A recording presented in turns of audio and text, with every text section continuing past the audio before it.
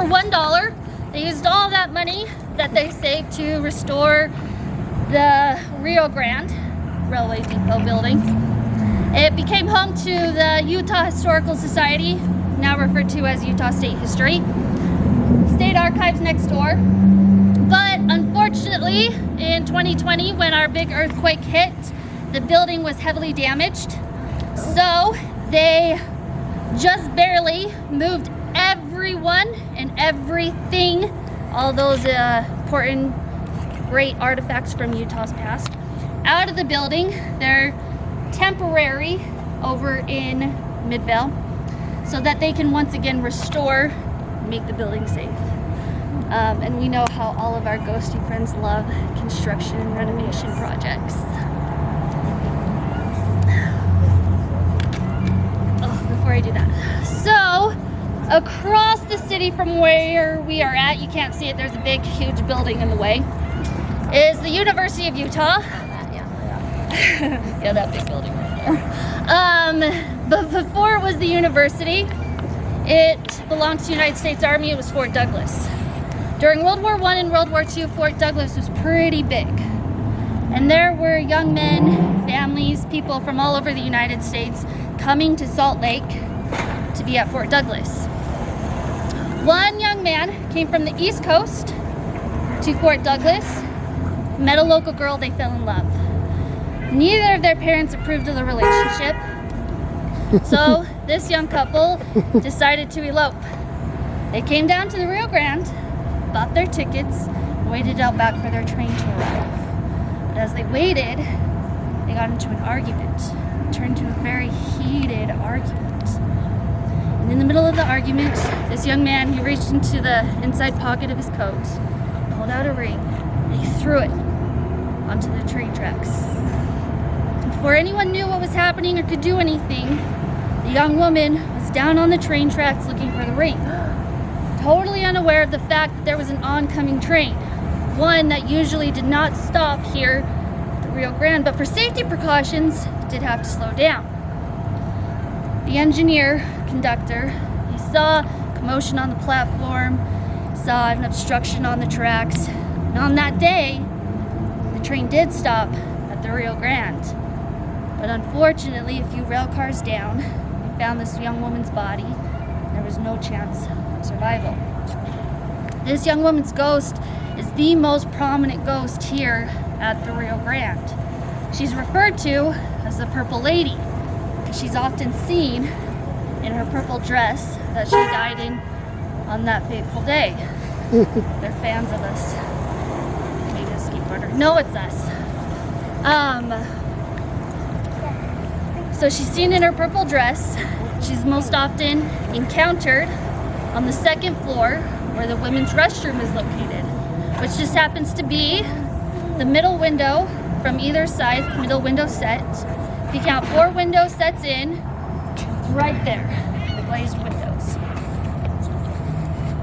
Where people have seen her at the sinks trying to turn them on, but obviously she can't. Instead of seeing your reflection in the mirror, sometimes you see hers. They used to have a lounge couch in there. People would see her on the lounge couch crying uncontrollably, so they go over to console her. She'd simply vanish.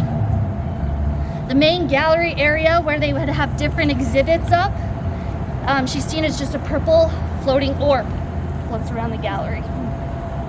On the other side, where the Rio Grande Cafe used to be located, patrons and employees would often see her walking around the cafe, walking around the tables, the chairs, disappearing, reappearing, and then walking through the partition wall, literally walking through it to the gallery area, floating off into the distance. And after witnessing that, they refused to work the night shift and the closing shift. Oh! Pixar, it didn't happen? Yeah. This was taken on our tour a few years ago during one of our October times. Not because ghosts are more prominent in October, just because we get a more influx of people taking pictures, sending them to us. They were standing more towards this way, taking wide angle picture window. They went home, looked through their pictures, emailed it to us, said we think there's something in our picture. We wrote back, we think there's something in your picture. It appears the rooftop just above, it's like half a face, the women's restroom window. If it starts to go dark, just touch the screen.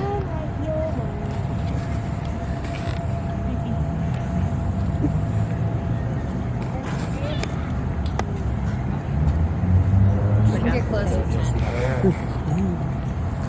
You don't have to stare. Oh, it went dark. Do you guys see it in the back? Yeah.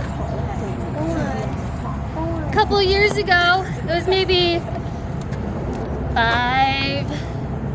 6 years ago, I was out here with the group. It was a large group like this. Security guard came out. I was like, what's going on? Because the only people who are here when we're here, government building, are the security guards. And let me show you this picture while I'm talking. This picture was taken to the left of these wooden doors, this window set, ground floor window set here. Wipe that screen down for you. All we did was stick a big yellow circle on this one. So he comes out and I'm telling my stories, talking, and I see him kind of stand at the back and then kind of start talking to people, moving around.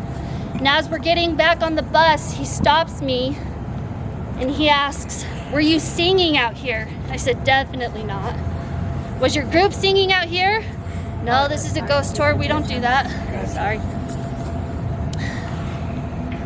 And I could tell he was a little bit nervous or something.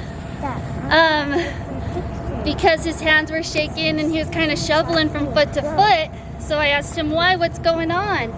He said, well, it's a weird thing because he was doing his rounds at the time and he heard a woman singing. He saw the group out here, saw me out here, and he thought maybe if I was singing loud enough or if the group was singing loud enough, he could hear it carrying in from outside. You sure you weren't singing? I am positive I was not singing. So I asked him, have you heard of the Purple Lady? He said, yeah, but it's my first week on the job and I haven't seen her yet. And I told him, you don't need to see a ghost to encounter a ghost. He survived his first week. He would come out periodically, tell me something strange or weird he encountered. But security guards have some of the best ghost stories because they have to be totally aware of what's happening at all times around them. Not just the night shift, but we get ghost stories from the swing shift and even the day shift at some of these buildings. You guys watch the ghost shows? Mm-hmm. Yeah. Yeah, that's why you're on the ghost. You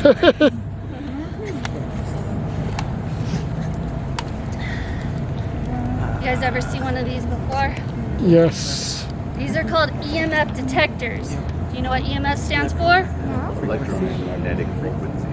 Electromagnetic frequency, field, force, one of the F words. So, this first light is your baseline.